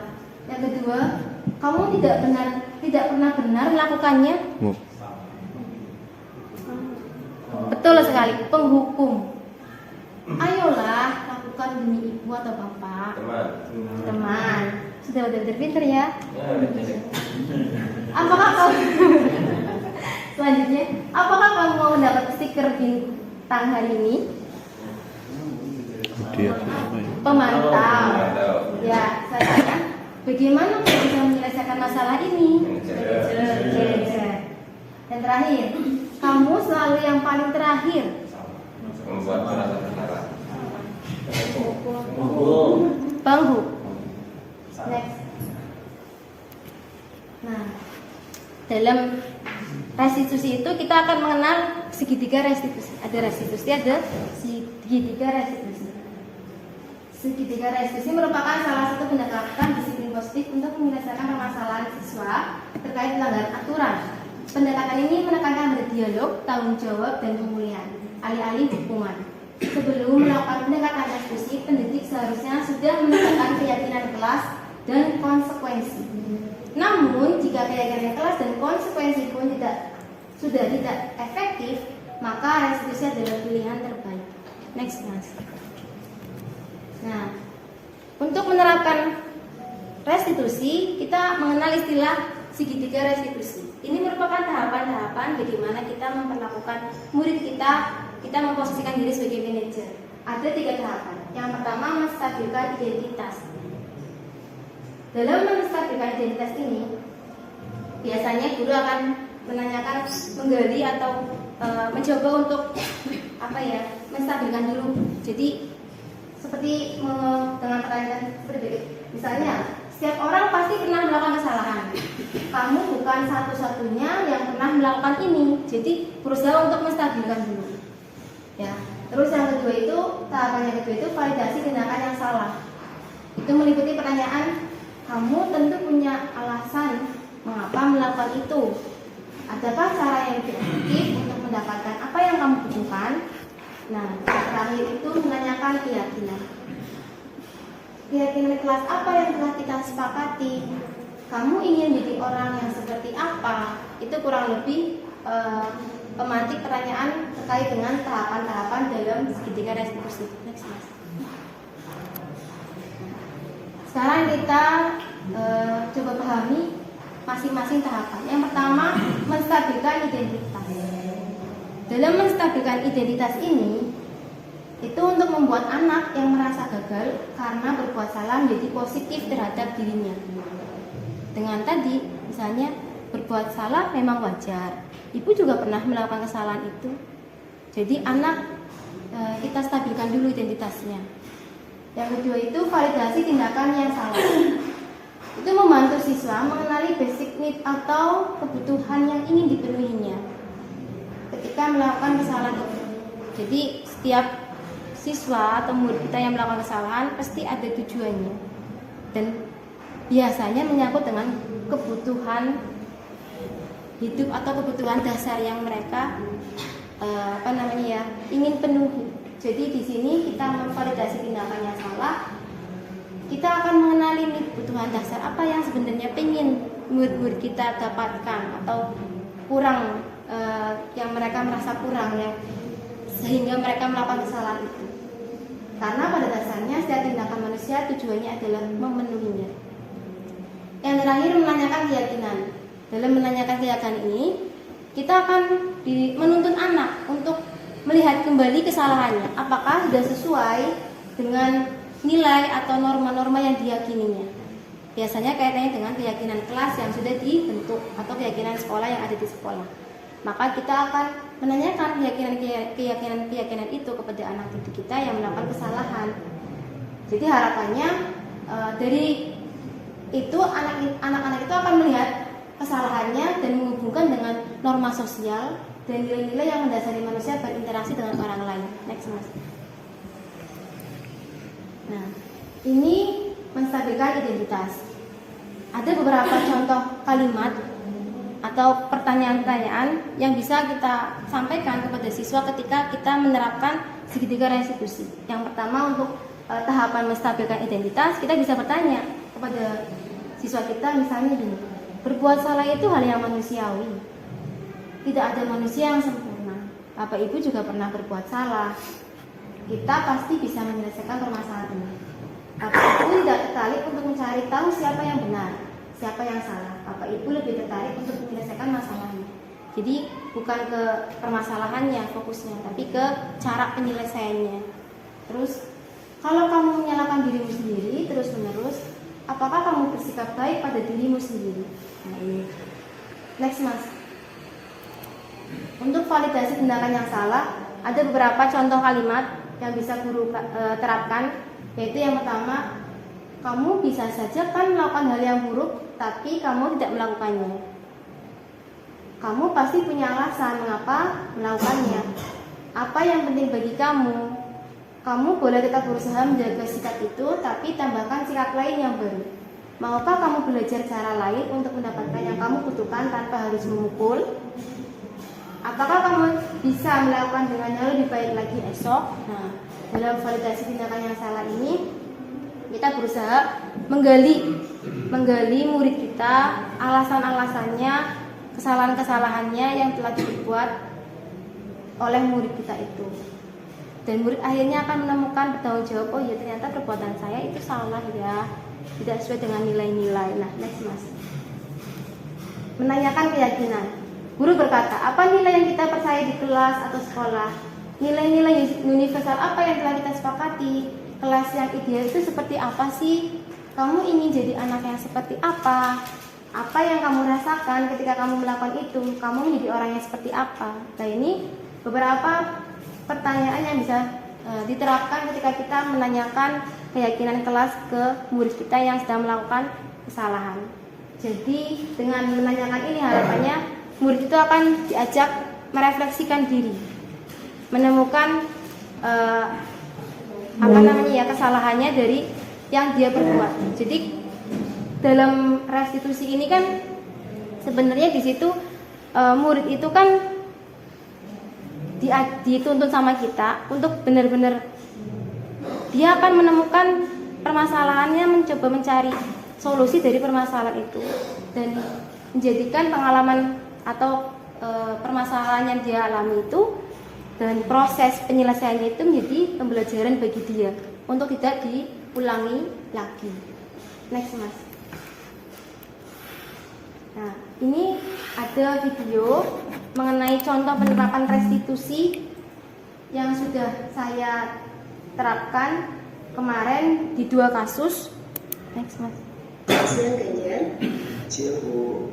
Ganjar, Ibu mendapat laporan dari Pak Irvin. Katanya tadi kamu tidak mengikuti pelajaran sejarah ya? Iya Bu, benar. Jadi saya tidak mengikuti pelajaran sejarah karena bosan Bu. Kenapa bosan? Soalnya pembelajarannya itu teramat terus Bu. Jadinya saya ngantuk. Tadi kan lagi sebuah olahraga nih Bu. Udah ngantuk, capek pula. Jadinya saya keluar Bu. Oh begitu. Saya juga pernah melakukan kesalahan seperti itu. Membuat kesalahan sesuatu yang wajar. Yang penting kita bisa belajar dari kesalahan tersebut. Kamu bisa kembali ke kelas. Ya baik Bu, terima kasih Bu. Sama-sama. Next, dicepetin aja. Ini kasus pertama. Jadi ceritanya Ganjar itu bolos pelajaran sejarah karena tidak suka. Dan di situ dia malah pergi ke lab komputer untuk membuat desain logo. Di situ terlihat ya, ternyata kebutuhan dasar yang dia coba penuhi itu apa tadi? Apa? Kesenangan. Karena dia lebih senang pelajaran desain ya, membuat desain. Selamat sore Siti. Sore Bu. Ini kasus yang kedua. Ibu perhatikan akhir-akhir ini kamu sering datang terlambat ya ke sekolah? Iya Bu, saya sering datang terlambat ke sekolah, terutama pada hari Selasa dan Kamis. Selain itu, ada lagi tidak? Saya akan berusaha mengatur waktu Bu antara belajar dan membantu orang tua, sehingga saya bisa disiplin dan datang tepat waktu ke sekolah. Alhamdulillah Siti, akhirnya kamu telah menemukan solusi permasalahanmu. Tetap semangat belajar ya, dan tetap menjadi pribadi yang disiplin dan bisa membantu orang lain. Ibu, terima kasih. Nah itu dari contoh kasus penerapan segitiga restitusi. Kasus yang kedua itu ternyata ketika kasus yang kedua itu kan Siti ya. Siti itu berangkatnya terlambat ke sekolah sudah lebih dari 3 kali. Nah itu ternyata dia harus membantu orang tuanya malam-malam mempersiapkan dagangannya buat besok pagi ke pasar. Mencoba mencari tahu kan alasannya sebenarnya apa sih, dan di situ juga murid kita yang melakukan kesalahan itu akan bisa memahami sebenarnya dia itu berbuat salah dan telah melanggar dari nilai-nilai keyakinan yang disepakati. Nah dari situ dia akan kita tuntun untuk coba sih solusinya apa gitu, bagaimana biar tidak melakukannya lagi. Dan bahkan kita juga misalnya ada penegasan misalnya ketika melakukannya lagi kamu akan bersedia menerima konsekuensinya apalah, itu kan akan ada kolaborasi di situ. Jadi murid juga tidak ada paksaan dalam melakukan disiplin, penerapan disiplin di sekolah. Dia tidak akan merasa terpaksa karena dia sudah muncul motivasi dalam diri dia, motivasi internalnya sudah muncul bahwa ternyata untuk menerapkan sebuah disiplin maka dia harus meyakini nilai-nilai kebajikan. Next mas. Next. Nah ini kesimpulan dari saya bahwa seorang guru harus memiliki kemampuan dan berperan dalam membentuk budaya positif di lingkungan sekolah. Budaya positif dapat diwujudkan dengan menerapkan disiplin positif, memahami motivasi perilaku murid atau dalam hal ini perilaku manusia ya, murid pesan diri kita, menuntun murid meyakini dan menerapkan keyakinan sekolah atau kelas dan nilai-nilai kebajikan universal. Dan tentunya kita sebagai seorang pendidik memposisikan diri sebagai posisi kontrol dalam mengatasi murid yang bermasalah atau melakukan suatu kesalahan. Terima kasih. Mungkin itu pemaparan sedikit dari saya mengenai budaya positif di SMK Negeri 1 Bejobo. Enggak, waktu saya kembalikan ke Pak Juni. Baik, kita lanjutkan. Barangkali ada yang mau bertanya dari paparannya yang sudah disampaikan oleh Bu Arina. Pak Ari, ya silakan Pak Ari. Terima kasih waktunya Pak Jimmy. Mungkin ini ada sedikit di tempat kita, karena kita seringkali menemukan banyak permasalahan Pak Juni di lapangan. Baik ada anak yang broker, ada anak yang mohon maaf seperti terjadi yang sekarang lagi viral, Nah itu apakah restitusi ini bisa untuk menyelesaikan permasalahan-permasalahan yang berbeda seperti itu? Termasuk anak yang broken itu kan yang tidak punya ayah, tapi dia bisa lahir, gitu. Bisa dilahirkan maksudnya.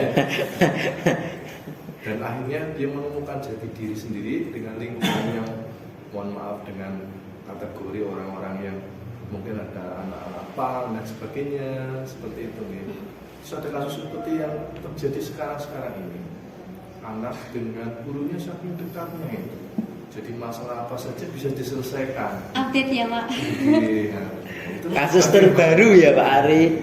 seperti itu Pak Juni. Kenapa kasus restitusi itu bisa diselesaikan dengan ini masalah ini? Gitu aja. Silakan Bu. Langsung dijawab ya. Oh, pertanyaan yang kedua. Pak Khalid. Ya, monggo Pak Alif. Langsung aja nanti biar langsung dijawab sama Bu Arina. Ini yang mulai pertanyaan Pak. Nah setelah restitusi itu dilaksanakan, misalkan ini di tingkat sekolah ya, dilaksanakan, kan ada aturan-aturan sekolah yang berlaku yang dilanggar. Nah, apakah setelah restitusi itu dilakukan, terus peraturan yang dilanggar itu tetap dilaksanakan atau dibebankan ke murid atau digampangkan? Kesepakatan kelasnya kan contohnya kalau terlambat lari 3 kali. Nah setelah direstitusi apakah hukuman itu tetap berlaku atau tidak? Mohon dijelaskan. Ya. Langsung ya Pak. Ya udah, oke. Terima kasih Pak Ya. Alif. Terima kasih Pak Alif. Silakan Pak Arina Mana yang dijawab. ngambil Pak Junior? Pertanyaannya sangat berbobot semua ini, saya bingung ya.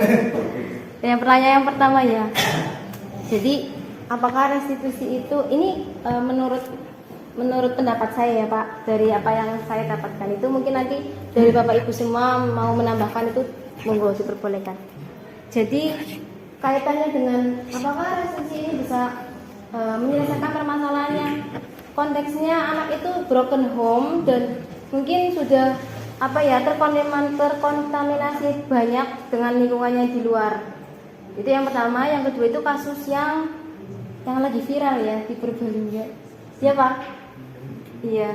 Yang iya kan? Yang guru itu ya. Yang guru dengan saking dekatnya itu dengan murid. Nah, jadi perlu kita garis bawahi ya Bapak Ibu. Sebenarnya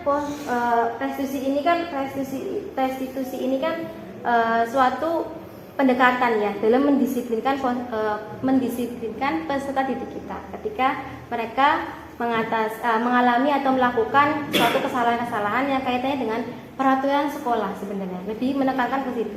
Cuma kalau misalnya jadi tidak semua kasus itu bisa diselesaikan dengan restitusi.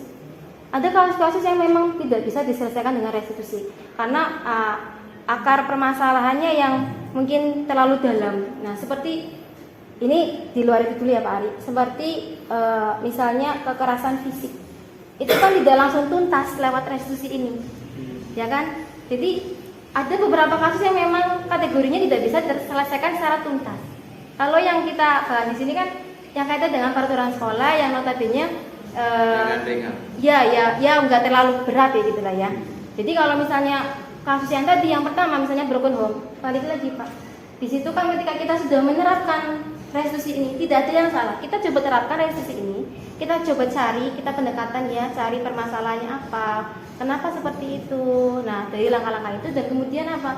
Ketika memang dirasa kita perlu pihak lain, ini menurut pendapat saya ya. Misalnya kayak tadi broken home, berarti kan di situ akhirnya kita mengetahui oh ternyata siswa kita permasalahannya dominan di rumah dan bagaimana perlakuan orang tua itu kepada anak itu. Nah, makanya kita adakan yang namanya komunikasi dengan baik, kolaborasi dengan orang tua. Jadi dalam mendidik anak, karakter anak itu kita sebenarnya tidak bisa sendirian Bapak Ibu. Seperti yang awal saya sampaikan bahwa budi pekerti itu sebenarnya dominan oleh keluarga. Jadi kita di sini guru itu menuntun, mencoba memperbaiki, meluruskan kayak gitu. Meluruskan ini loh Nang. Karena ternyata dalam pendidikan itu, makanya ketika kita melihat ya Pak, anak yang sekolah itu tentu akan juga berbeda dengan anak yang tidak sekolah. Karena di dalam dunia pendidikan itu ada pensemaian benih-benih kebudayaan yang menjadikan manusia beradab di situ. Indonesia menjadikan Indonesia sebagai Indonesia yang beradab dari adanya pendidikan nasional itu. Dari pendidikan itu kita bisa menanamkan benih-benih kebudayaan peradaban di situ. Jadi kebaikan-kebaikan, nilai-nilai secara universal yang bisa mereka implementasikan tidak hanya di sekolah tapi juga di lingkungan rumah.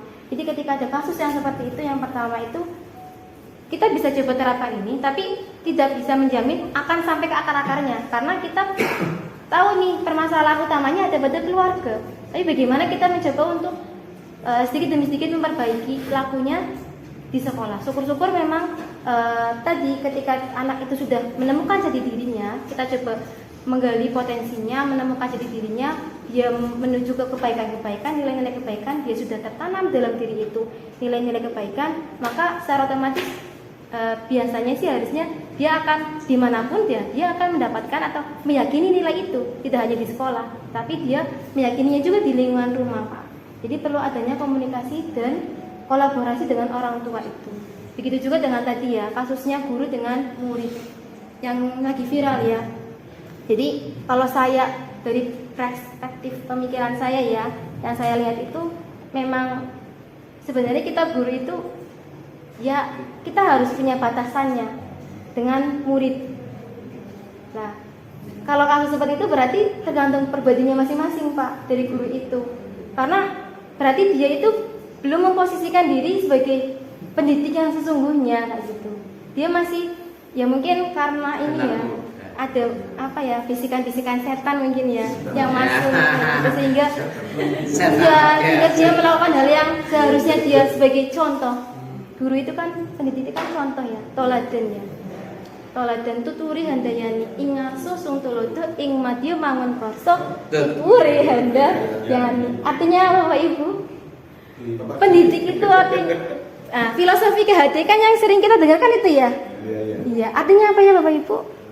Jadi kita menyelamatkan ke sana ya. Di depan memberikan contoh, di tengah memberikan semangat, di belakang mendorong. Jadi guru seharusnya itu seyoginya itu ya bisa mengimplementasikan ya pemikiran dari kehadir bahwa ketika dia berada di depan dia memberikan contoh, termasuk kita terkait budaya positif ini di lingkungan sekolah ini kita contoh utamanya bagi mereka, terutama murid kita dan diri kita sendiri ya, dan juga dengan tidak hanya murid, dengan lingkungan sekitar. Nah tadi kan disebutkan ya ternyata budaya positif itu kolaborasi banyak orang. Untuk mewujudkan sebuah budaya positif di sekolah, kita perlu menerapkan disiplin positif baik terhadap diri sendiri maupun orang lain. Jadi kalau yang kasus kedua itu menurut saya tergantung dari masing-masing pribadi. Kalau dihubungkan dengan ini, itu kalau menurut saya ya Pak, kita paling bisa menginterogasikan ke anaknya. Iya, nanti kan dari situ kan kita akan tahu tuh, oh ya ternyata akar permasalahannya di mana nih. Nah itu nanti kita coba istilahnya ya komunikasikan dengan keluarga anak itu, biar bisa diselesaikan dengan ya baik-baik lah. Semoga bisa. Kalau menurut saya sih gitu Pak. Jadi mungkin memang kalau dalam segitiga reaksi ini tidak semua kasus bisa diselesaikan. Apalagi kaitannya dengan kemampuan kognitif ya. Misalnya nih anak yang ABK, anak berkebutuhan khusus, itu kan juga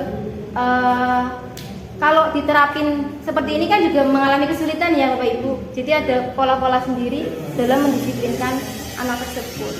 Begitu Pak Ari, atau mungkin ada yang mau ditambahkan? Cukup ya. Pertanyaannya kedua dari Pak Ali. Menurut pemikiran saya, ketika kita sudah menerapkan restitusi ini, bukan berarti konsekuensi itu tidak berlaku. Konsekuensi itu tetap berlaku. Cuman di sini kita adanya tawar menawar tadi. Jadi proses dari restitusi itu kan adanya tawar menawar ya. Jadi di situ itu kita mencoba memahamkan siswa. Iya, memahamkan siswa. Ini loh peraturan-peraturannya seperti ini. Nah, terus kalau misalnya dilanggar misalnya kan, itu bagaimana? Nah, itu kan dia akan mencoba kayak gini nih. Kita keyakinan kelas. Kita kan kalau keyakinan kelas kan mesti hadir tepat waktu berarti disiplin ya. Terus kalau misalnya tidak hadir tepat waktu, konsekuensinya apa? Kan seperti itu kan? Nah, di situ kan ada tawar menawar. Jadi anak itu akan kita ajak untuk dia bersedia melakukan konsekuensi ketika dia melakukan kesalahan tanpa membebani dia, karena dia sudah ini kehendak kita melakukan mendapatkan konsekuensi itu karena kita melakukan kesalahan itu. Jadi tetap adanya konsekuensi Pak Ali, karena di situ juga tetap dari restitusi itu kan tidak hanya sekedar ya udah selesai kita anak dikasih tahu terus selesai minta maaf dan sebagainya, selesai tidak, tapi anak bertanggung jawab atas kesalahannya. Dan restitusi ini mengajak anak memahami nilai-nilai itu. Jadi dia itu tahu kesalahannya dan bersedia menerima konsekuensi atas yang dilakukannya. Begitu kira-kira. Iya. Bagaimana? Ada yang mau? Seperti itu jawaban dari Bu Arina, bapak-bapak, ibu-ibu. Gimana, ada pertanyaan lagi? Apa cukup? Oh, satu lagi. Silakan Pak. Oh sih. Tadi kan sudah dijelaskan mengenai posisi kontrol. Iya. Yang saya tanya itu apakah memang seorang guru itu tidak boleh berada di posisi kontrol hukum? Penghukum. Ya, itu kan ada 5 posisi kontrol ya Bapak Ibu. Jadi kalau kita melihat tadi di slide ya, slide berapa?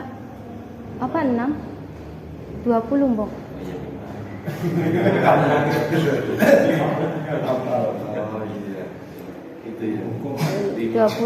Nah, ini. Apakah kita sebagai seorang guru tidak boleh memposisikan diri sebagai penghukum? Kalau menurut saya itu sebaiknya dihindarkan. Kenapa? Karena ketika kita memposisikan diri sebagai penghukum, kita secara tidak langsung itu menjadikan identitas murid kita itu jadi sangat jelek begitu. Murid juga tidak akan mendapatkan motivasinya tidak akan tergugah gitu. Motivasi internalnya tidak akan tergugah. Dan ya tadi kalau penghukum itu kan identik dengan kekerasan ya Pak, fisik ya. Jadi sebisa mungkin sih kita hindari jadi penghukum. Karena dampaknya ya tidak akan selesai permasalahannya. Dihukum, ya udah dihukum. Guru BK saja yang menghukumnya. Sebenarnya bahasanya bukan mungkin ya, lebih ke tadi menerima konsekuensi, tapi melalui proses manajer tadi ya, di proses kita sebagai manajer dan di sana ditanamkan nilai-nilai kebajikan dalam diri peserta didik kita, biar ketika dia melakukan kesalahan dia bukan dengan senang hati, dengan sadar, betul, kesadaran diri, bersedia untuk mendapatkan konsekuensi.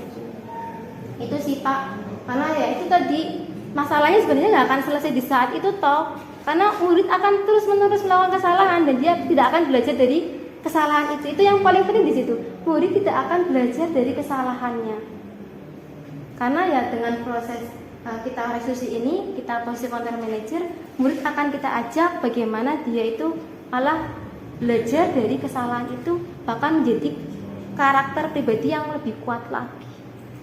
Begitu Bapak Ibu. Ya, ada yang mungkin mau ditanyakan lagi? Kita mungkin sudah cukup. Ada yang mau bertanya lagi? Pak Fauzi sudah paham ya? Iya paham. Menghukum ya. Ya, oke. Saya kira.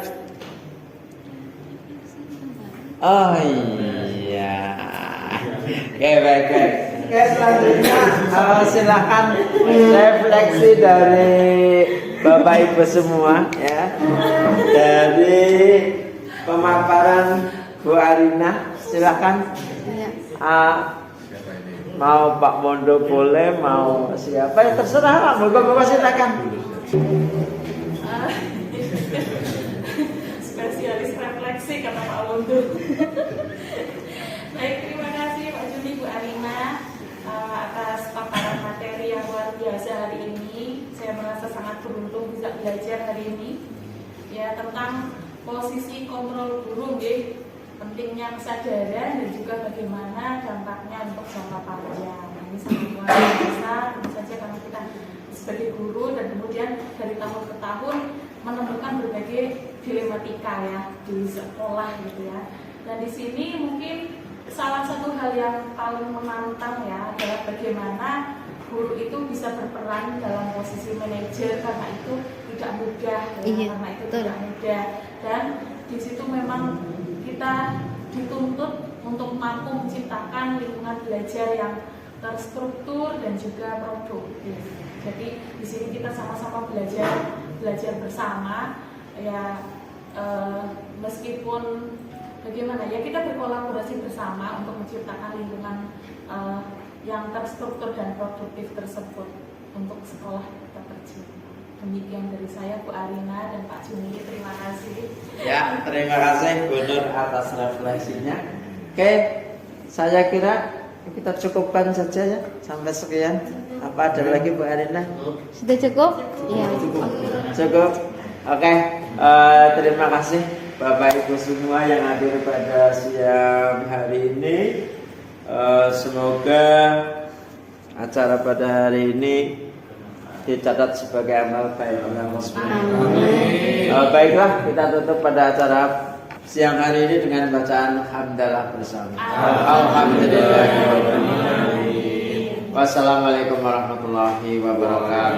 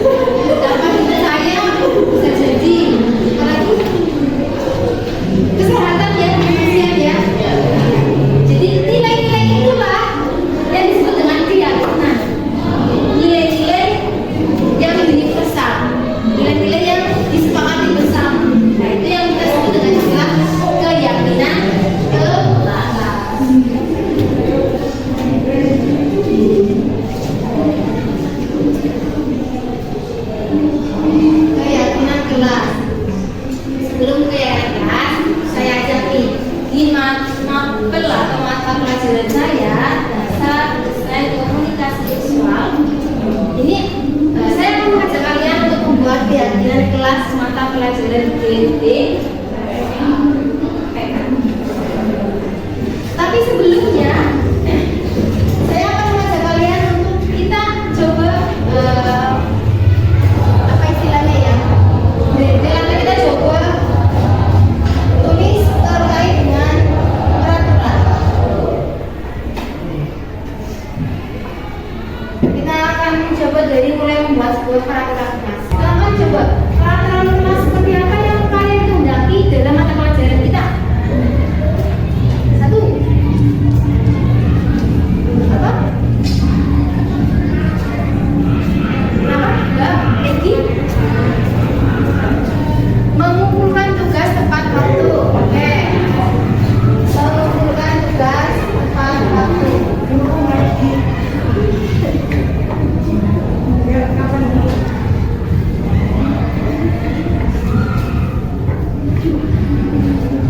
Terus apa lagi?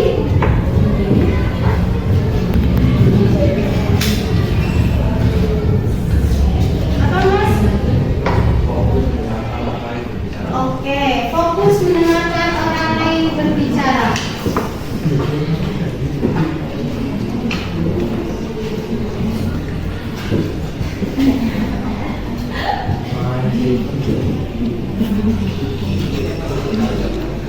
Terus selanjutnya apa? Hanya boleh minum saat belajar. Oke, berarti kita boleh minum ya, tapi nggak boleh makan ya saat pelajaran ya. Makan enggak? Makan.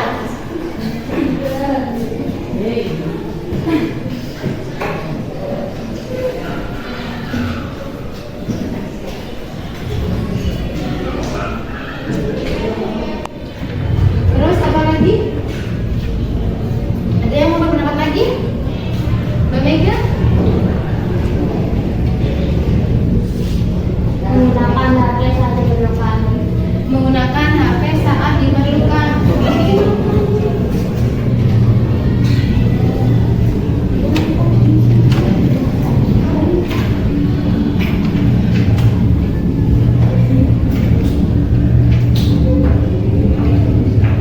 Ada lagi? Mas Zaki mungkin? Aktif dalam pembelajaran sekolah? Sepakat.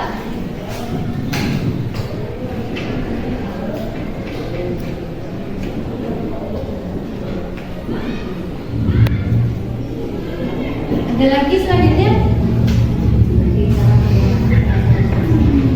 Ya, tidak berbicara yang kotor. Ya, oke. Tidak berbicara yang kotor ya.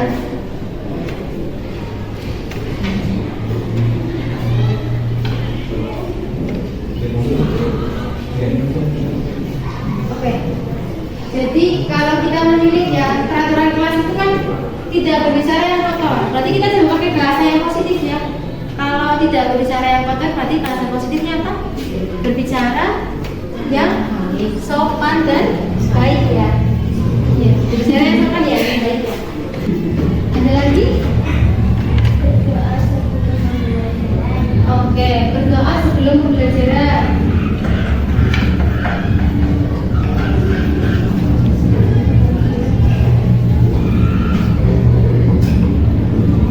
Terus apa lagi?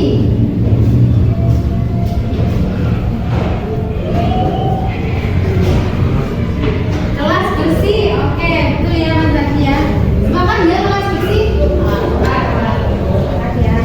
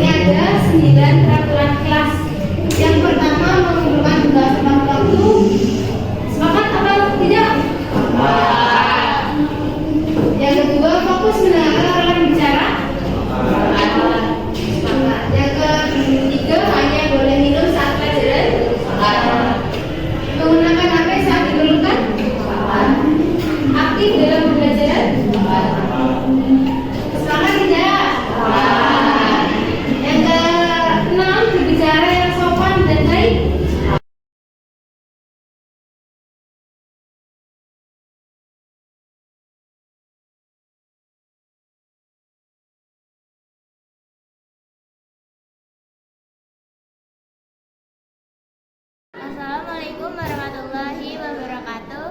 Perkenalkan, nama saya Selvina Fianti dari kelas 10 DKV. Di sini saya akan menyampaikan kesan-pesan saya tentang keyakinan kelas.